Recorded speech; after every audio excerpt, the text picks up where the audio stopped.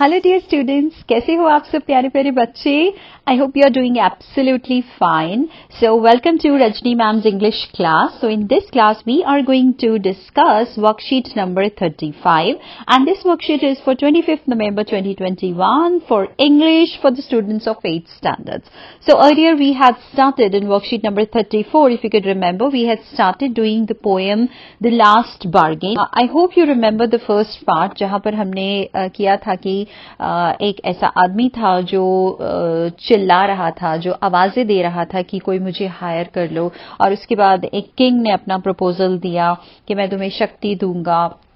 But he denied that offer, and then the rich man proposed him to give some wealth. जो उसके पास में एक pouch था money का, जो गोल्ड कॉइन्स का एक पाउच था उसके पास में, तो उसने देना चाहा था, पर लेकिन उसने वो भी ठुकरा दिया था. Alright, so this much we had done in the previous worksheet number 34. अगर आपने नहीं अभी तक देखी है, समझी है, तो पहले बेटा वो वाली वर्कशीट अच्छे से समझिए ताकि आपको आगे की वर्कशीट की ये जो स्टेंजास हैं ये अच्छे से समझ आ सके. Alright, so let's start this worksheet now. अब यहाँ पर देखो, पहले हम रीड कर लेते हैं इसको, एक बार रिसाइट कर लेते हैं, and then will start understanding the poem. Alright. It was evening, the garden hedge was all aflower. The fair maid came out and said, I will hire you with a smile. Her smile paled and melted into tears, and she went back alone into the dark.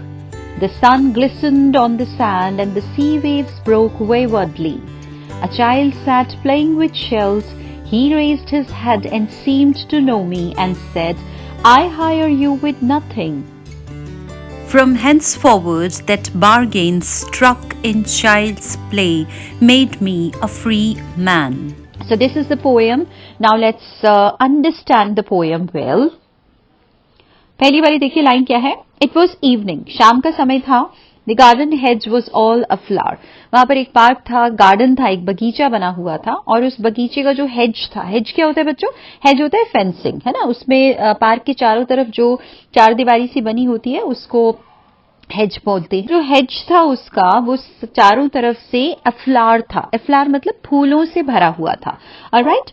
The fair made came out. तो वहां से एक बहुत सुंदर सी, एक गोरी सी जो made थी, मेड मीन्स होता है गर्ल, ठीक है, हु इज अनमैरिड. मेड जो थी वो लड़की बाहर आई, एंड सेड, उसने क्या कहा, I will hire you with a smile. तो उसने कहा कि मैं तुम्हें अपनी स्माइल दूंगी और मैं तुम्हें हायर करना चाहती हूँ, ठीक है. Her smile पेल्ड. लेकिन फिर क्या हुआ, अभी वो सोच ही रहा था कि उसकी जो स्माइल थी वो पेल हो गई, मतलब कमजोर पड़ गई. उतनी स्माइल जितनी वो पहले दे रही थी उतनी स्माइल अब नहीं दे रही थी. And melted into tears. और फिर तो क्या हुआ कि जो स्माइल थी वो एक तरह से किस में बदल गई, वो स्माइल जो थी वो आंसुओं में बदल गई. And she went back alone into the dark. और वो जो चाह रही थी कि मैं अपनी स्माइल देकर उस व्यक्ति को हायर कर लूं, उसने कोई जवाब नहीं दिया अभी, लेकिन उसकी जो खुद की स्माइल जिससे वो उसको हायर करना चाहती थी वो पहले ही क्या हो गई, वो खत्म हो गई, वो टीयर्स में चेंज हो गई. तो उसको लगा कि मैं स्माइल देकर खरीदना चाहती थी इसको, लेकिन अब तो मेरे पास स्माइल ही नहीं है. तो वो क्या हुआ, वो वापस से अपने डार्क में चली गई. यहां पर डार्क है कि जो उसकी लाइफ में चल रहा था, जो डार्कनेस, जो ग्लूमीनेस, जो उदासी, सैडनेस उसकी लाइफ में चल रही थी, वो वहीं अपने उसमें वापस चली गई. आगे देखते हैं. The sun glistened on the sand. अब क्या हो रहा था, इट वॉज इवनिंग, शाम का समय था, तो इसलिए क्या हो रहा था, जो सन था वो ढल रहा था, सूरज ढल रहा था, और सूरज जो ढल रहा था जब, तो सैंड जो वहां पर थी, जो रेत थी, उस पर सन की चमक आ रही. आपने देखा होगा ना, रेत के अंदर छोटे छोटे ऐसे कण होते हैं जो चमकते हैं, और सूरज की रोशनी ऐसे से उसको वो चमका रही थी. ग्लिसेंट का क्या मतलब होता है, ग्लिसेंट का मतलब होता है बहुत चमकना, शोन, जैसे lustrously. I give you the meanings also, यहाँ पर वर्ड मीनिंग मैं आपको दे दूंगी अभी. And the sea waves broke waywardly. और जो बीच के पास जो सी की जो वेव्स थी, जो समुद्र की जो लहरें थी, वो कहीं से भी आके, जहां उनका मन कर रहा था वहां से आके वो टकरा के और खत्म हो रही थी. और वहां पर कौन बैठा था, a child sat playing with shells. और वहां पर एक छोटा बच्चा बैठा हुआ था, और वो क्या कर रहा था, वो शेल्स के साथ में खेल रहा था. वहां पड़े होते हैं ना कितने शेल्स होते हैं, तो वहां पे वो शेल्स के साथ वो जो बच्चा था वो खेल रहा था. He raised his head, उसने अपना सिर जो था वो उठाया, क्योंकि खेल रहा था, उसने इसको देखा आदमी को और उसने अपना सिर उठाया. And seemed to know me, और ऐसे लगा कि जैसे वो मुझे जानता है. अक्सर बच्चे हमसे सबसे ज्यादा ऐसे मिलते हैं कि जैसे मालूम नहीं कब से जानते हैं. बड़े होने पर हम थोड़ा घबराते हैं, लेकिन बच्चे बहुत प्यार से मिलते हैं, जैसे हमें बहुत पहले से जानते हैं. और फिर उस बच्चे ने कहा, I hire you with nothing. वो कह रहा है कि मैं तुम्हें कुछ दे नहीं सकता हूं, मतलब जो मेरे पास है बस वही है और मेरे पास कुछ तुम्हें देने के लिए नहीं है और मैं तुम्हें हायर करना चाहता हूं. From thenceforth that bargain struck in child's play made me a free man. और उस घड़ी से, उस मोमेंट से, जैसे उस आदमी को, उस स्पीकर को लगा कि यहां पर मेरा जो सौदेबाजी जो मैं इतनी देर से कर रहा था, यहां पर वो डील जो है वो मेरी पक्की हो गई है. और फिर उसने कहा कि ये मुझे कुछ नहीं दे रहा, लेकिन फिर भी मैं इसके साथ में खेलूंगा. ऐसे में उसको अच्छा लग रहा था, उसको खुद को अच्छा फील हो रहा था और वो अपने आप को एक फ्री मैन की तरह महसूस कर रहा था. और फिर वो बच्चे के साथ में खेलता रहा. ऐसा करके उसकी आजादी भी बनी रही और जो वो चाहता था कि मुझे कोई हायर करे, उसको जैसे बच्चे के साथ खेल खेल में जैसे बच्चे ने उसका दिल जीत लिया, दिल मोह लिया और वो उसके साथ में खेलने लग गया. ऑलराइट, सो आई होप आपको अच्छे से ये जो पोएम है ये समझ में आ गई है. अब हम क्या करेंगे, after reading the above extract answer the following questions. इससे रिलेटेड कुछ क्वेश्चंस हैं, अब देखते हैं वो क्या हैं.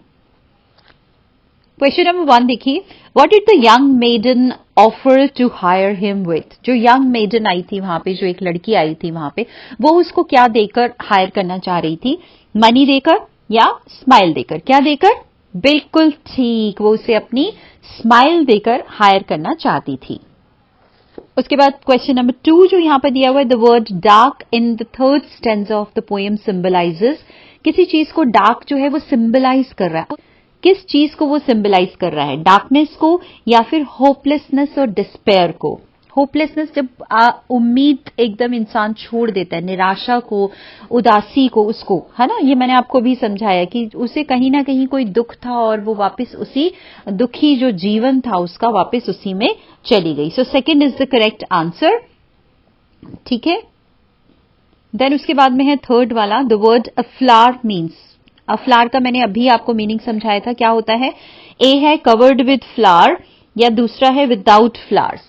तो मैंने आपको क्या बताया था कि जो बगीचे की जो फेंस थी वो क्या थी? इट वॉज अ फ्लावर, यानी कि कवर्ड थी, वो पूरी फूलों से वो घिरी हुई थी. तो क्या आ जाएगा यहाँ पे? बिल्कुल ठीक, यहां पर आ जाएगा पार्ट ए हमारा करेक्ट है. तो ये हो गया पार्ट ए करेक्ट. ठीक है जी. उसके बाद में आ जाते हैं हम क्वेश्चन नंबर 4 पर. व्हाट वाज द चाइल्ड, बच्चा जो था, what was the child doing? बच्चा क्या कर रहा था? प्लेइंग विद फ्लावर्स या प्लेइंग विद सीशेल्स? बिल्कुल ठीक, बच्चा जो था वो सीशेल्स के साथ में खेल रहा था. उसके बाद question number 5, what did the child offer to hire him with? बच्चे ने क्या दिया कि मैं तुम्हें ये दूंगा और मैं तुम्हें हायर करना चाहता हूं? बदले में वो क्या दे रहा था बच्चा? स्माइल दे रहा था या कुछ भी नहीं दे रहा था? बिल्कुल ठीक, वो कुछ भी नहीं दे रहा था, है ना. बच्चे ने कहा कि उसके पास तो कुछ है नहीं है और वही चीज उसको पसंद आ गई और वो जो था वहां पर खेलने उससे बच्चे से लग गया. अब क्वेश्चन नंबर 6 देखते हैं. Find in the poem a line that matches the following. I have nothing to give you except goodwill and cheer. उसने कहा कि मेरे पास, आपको ढूंढना है पोयम में कौन सी लाइन का मतलब ये है जो यहां पर दिया हुआ है. क्या मीनिंग वो बता रहे हैं? आई हैव नथिंग, मेरे पास कुछ नहीं है, टू गिव यू, तुम्हें देने के लिए, एक्सेप्ट, सिर्फ क्या? Goodwill and cheer. मैं तुम्हें सिर्फ खुशी और जो मेरे पास है गुडविल, साख जो है मेरे पास, वो मैं तुम्हें दे सकता हूं. खुशी और खुशी ही बस दे सकता हूं. कौन सी लाइन का मतलब है ये वाला? I'll hire you with nothing. Yes, I hire you with nothing. क्योंकि दूसरे का मतलब तो स्माइल वाली है. I will hire you with a smile, ये तो मेड ने बोला था, है ना. तो बच्चे ने तो कुछ भी नहीं दिया था, बस बच्चे के पास जो खुशियां थी, बच्चे के पास जो हंसी थी, है ना. बच्चों के साथ रह के वैसे ही बहुत अच्छा लगता है, तो बस उसने वही दी थी उसको. उसके बाद question number 7, why does the man accept the child's offer? Man ने बच्चे का ऑफर क्यों एक्सेप्ट कर लिया? पहला है, it made him a free man. उसे इस ऑफर ने एक फ्री मैन बनाया, एक आजाद आदमी बनाया. दूसरा है, इट मेड हिम रिपीट. दूसरा है, it made him a wealthy man, उसने उसे एक वेल्दी मैन बनाया, एक दौलतमंद इंसान बनाया। तो ऑफ कोर्स पहले वाला है, क्योंकि वो चाहता था कि कोई मुझे हायर भी कर ले और लेकिन हायर करने के साथ साथ मेरी आजादी बनी रहे।